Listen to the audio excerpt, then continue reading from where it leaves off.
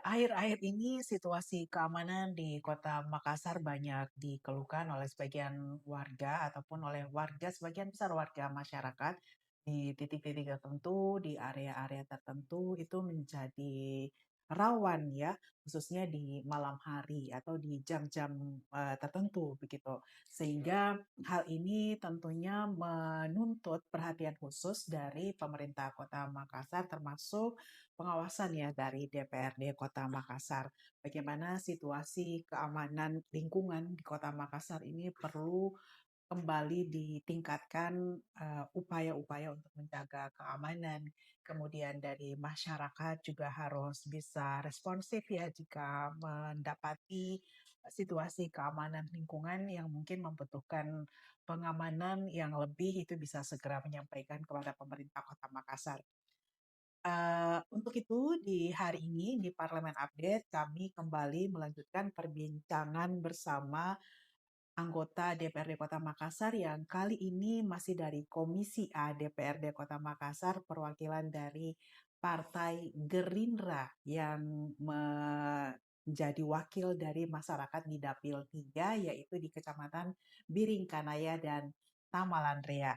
Langsung saja saya sapa bersama ini dengan Pak Idris. Assalamualaikum Pak. Waalaikumsalam warahmatullahi. Gimana kabar Pak? Sehat Ki? Alhamdulillah.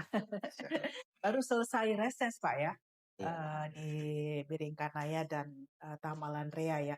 Baik, untuk kali ini kan Pak Idris kita akan mencoba untuk mendiskusikan bagaimana peran DPRD dalam penguatan kebijakan keamanan dan ketertiban di Kota Makassar. Karena tadi di awal juga saya menyampaikan bahwa akhir-akhir ini banyak dikeluhkan oleh masyarakat ya, situasi keamanan di Kota Makassar yang terasa jadi rawan begitu Pak di waktu-waktu tertentu gitu. Apakah ini juga di Dewan mulai dibahas tentang ini Pak Idris? terima kasih. Nah, akhir-akhir ini memang selalu ada kejadian Ya, seperti kita sebagai wakil rakyat selalu memberi respon ataukah biasa kita dialog sesama teman-teman dewan bagaimana ini Makassar. ya, Yang saya lihat di lapangan, ya rata-rata itu kebanyakan di bawah umur. di bawah umur ya.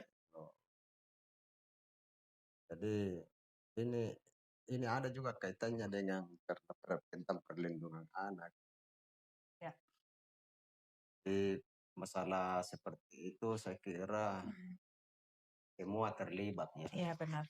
dari kepolisian, dari Satpol PP, agar Hmm, toko Ya, pemuda itu harus bersatu padu untuk mengamankan kota Makassar karena sekarang kebanyakan warga takut keluar ya benar malam Pak. hari karena banyak kejadian. Ya, Yang baru-baru ini di Bontoala ini kan ada itu kasus yang anak-anak kena busur apa. Pernah juga beberapa minggu yang lalu ada juga kejadian di dapil saya itu di Paranoe.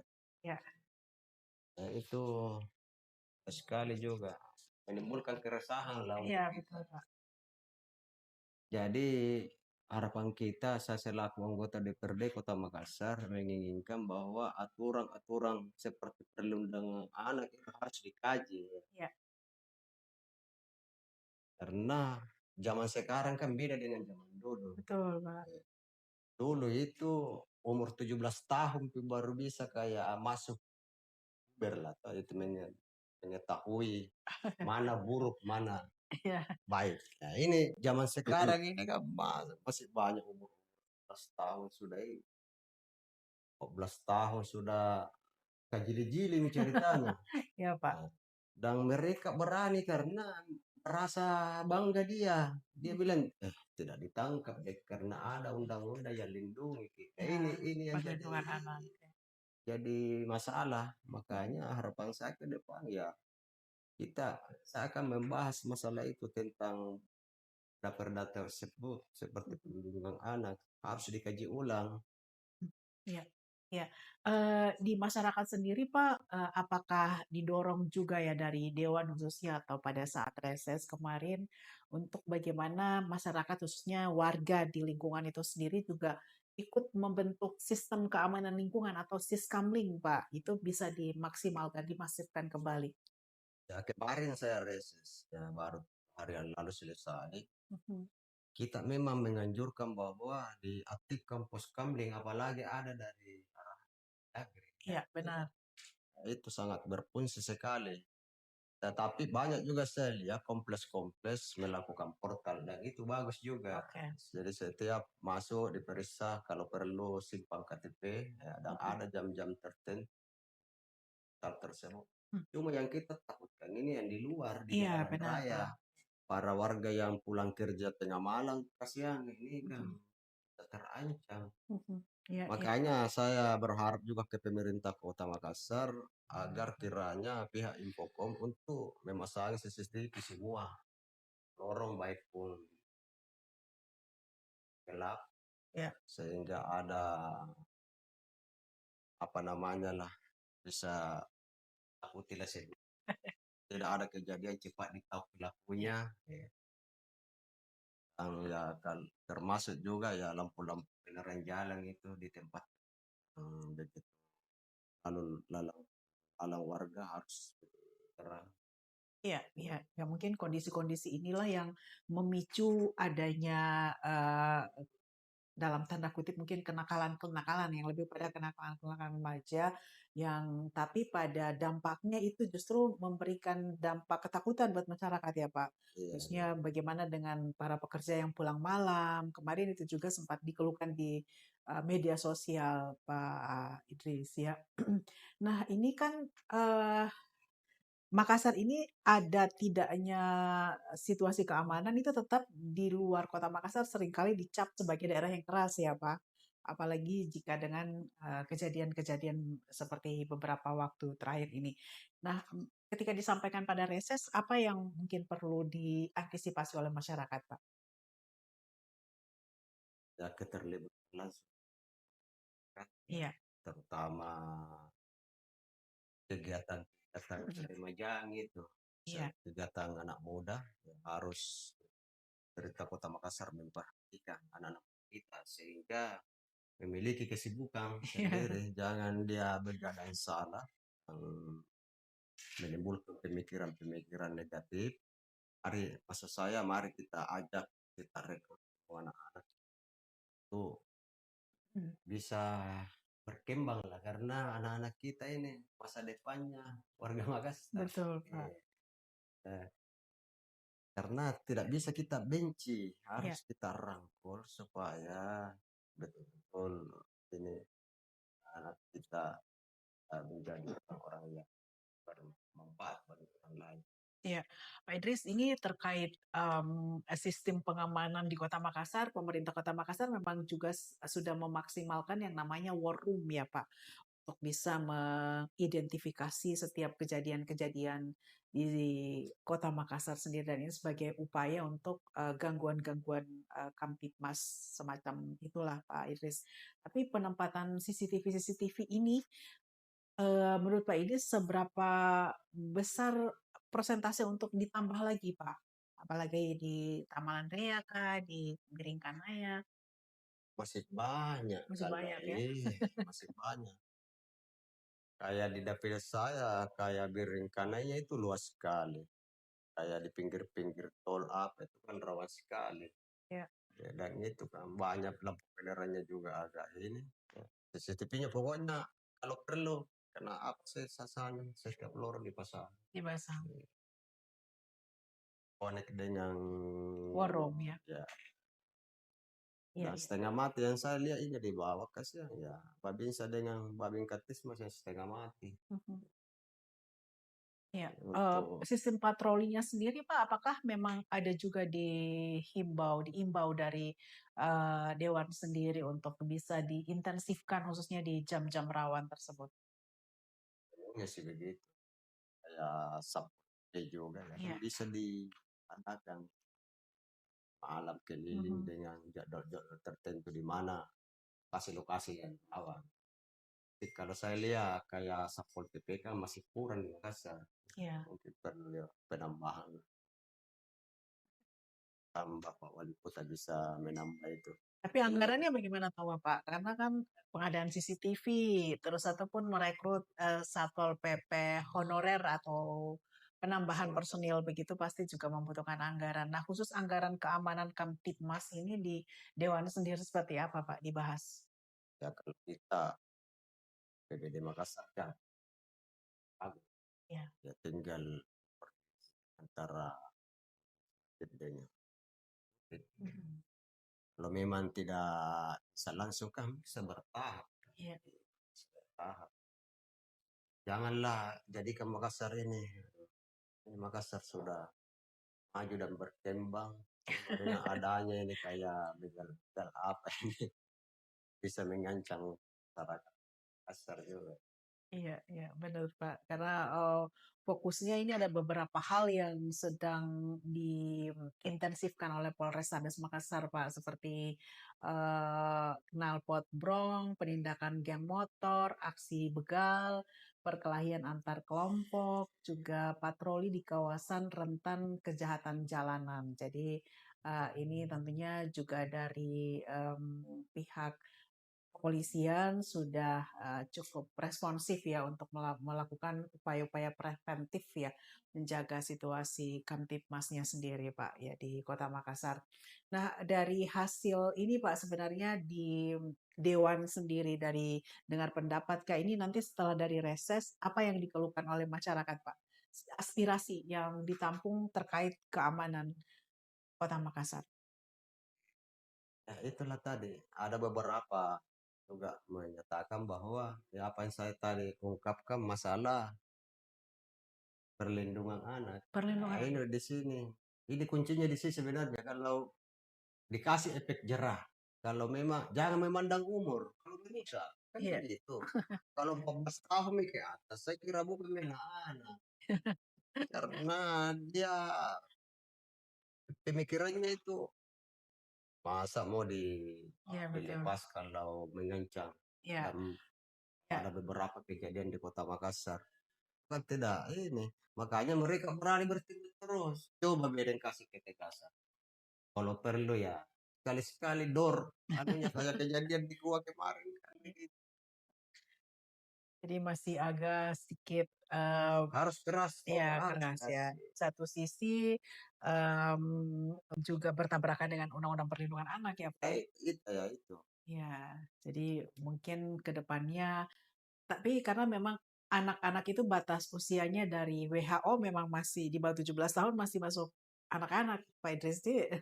iya sih makanya saya bilang tadi zaman dulu dengan zaman sekarang beda.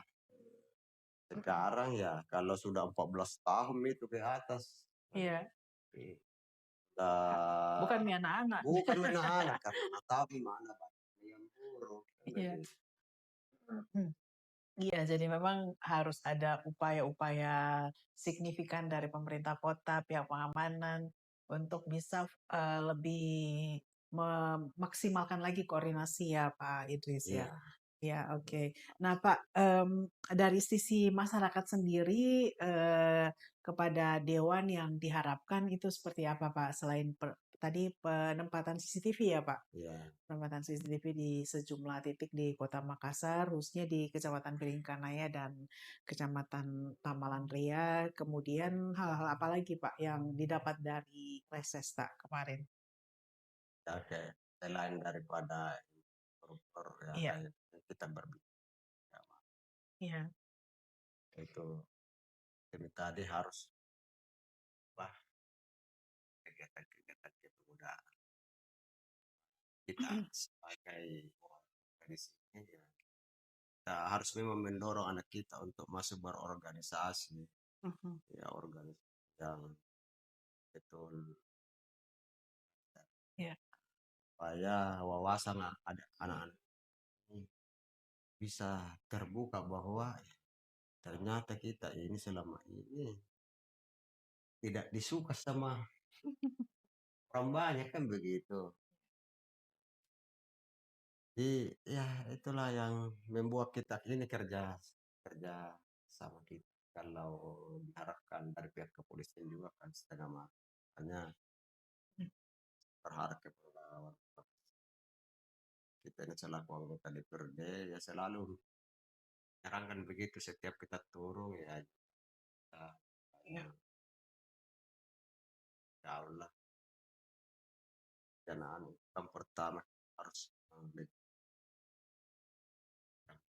yang betul depannya. iya. Dari internal keluarga sendiri, Pak, apa yang perlu disampaikan, diimbau dari DPRD Kota Makassar? Tadi Pak Ida sudah menyinggung bahwa anak itu di luar juga berangkat dari keluarga. Ya, Nah, kira-kira memaksimalkan apa ini Pak di lingkungan RT, KRW mungkin bisa lebih intensif untuk melakukan sosialisasi kepada masing-masing keluarga, Pak. ya kalau kita di keluarga, kalau ya saya berbicara di kami ya, itu kita memang anak-anak muda. Jadi Mhm. setiap ada kegiatan-kegiatan kemasyarakatan atau kegiatan RT/RW itu rata-rata anak muda kita libat. Kita ajak juga masuk di menjadi remaja miskin. Ya. Masih ada kah itu Pak, komunitas-komunitas pemuda di setiap lingkungan, di setiap RT atau RW begitu yang menjadi wadah dari pemuda-pemuda di lingkungan tersebut untuk bisa berkomunikasi kah atau bisa sharing-sharing begitu Pak Idris? Ya, harusnya sih begitu. Harusnya. Iya, harusnya begitu. Kita memberi ruang kepada anak-anak Mhm. kita. Ya. Iya. Kayak beberapa titik yang saya datangi reses kemarin, alhamdulillah ada juga beberapa anak muda yang karena Mhm. kita maunya anak muda yang hadir. Bukan orang Iya, tuanya Pak. bukan orang tuanya supaya kita bisa memberikan pemahaman-pemahaman ke depan bagaimana supaya mereka juga ini ikut andil di dalam Iya. kegiatan-kegiatan. Tapi mungkin juga perlu didorong itu Pak lagi untuk mengaktifkan ya kelompok-kelompok atau komunitas-komunitas pemuda diberdayakan untuk mendapat pelatihan mungkin Kak atau sharing-sharing agar tadi menurut Pak Idris biar ada kerjanya, biar tidak tidak kesana kemari di jalan gitu Pak. Mungkin ini juga bisa dijadikan itu Pak ke depan Iya, program. saya kira kayak kayak KMPI apa kayak Iya, Karang benar. Taruna itu Kak, terbuka Karang Taruna, ya iya benar. terbuka lebar untuk anak muda Mhm. supaya dia bisa gabung. Ini kan organisasi ini bagus sekali untuk kegiatan-kegiatan anak muda, kegiatan Mhm. kebudayaan, sosial itu kan banyak sekali kegiatannya. Mhm. Iya. Kalau dari kebijakan Pak, mungkin aturan-aturan di dewan sendiri yang mungkin ini bisa apa ya, di breakdown ke bawah ya untuk ditindaklanjuti di tingkat masyarakat sendiri, apakah ada Pak untuk sebagai jaminan ya, jaminan keamanan masyarakat begitu Pak?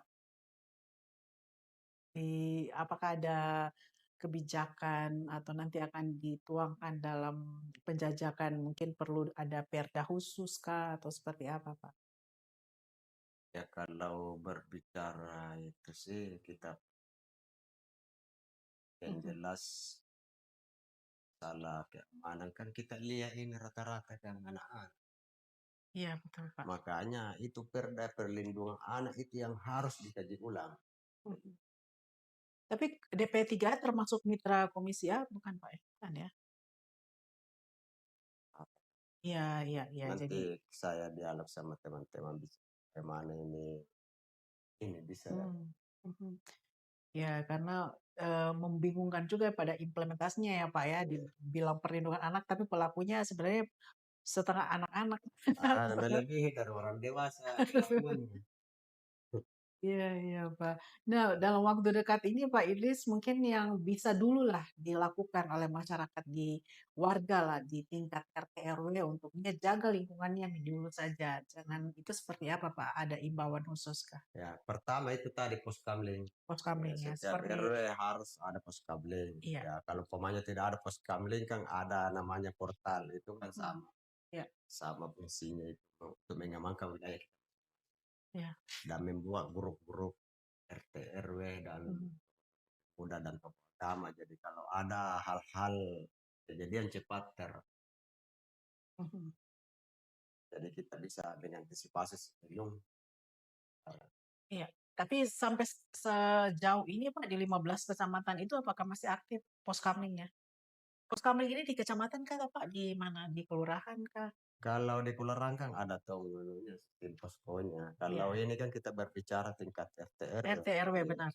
Lingkungan Kan ya. sudah banyak yang membangun Mhm. kayak pos kami sekarang sudah Oke. banyak. Saya turun kemarin reses itu dia bilang saya sudah membangun. Ya alhamdulillah saya bilang ini kan untuk Kampung Tatonji. Iya Jadi betul Pak.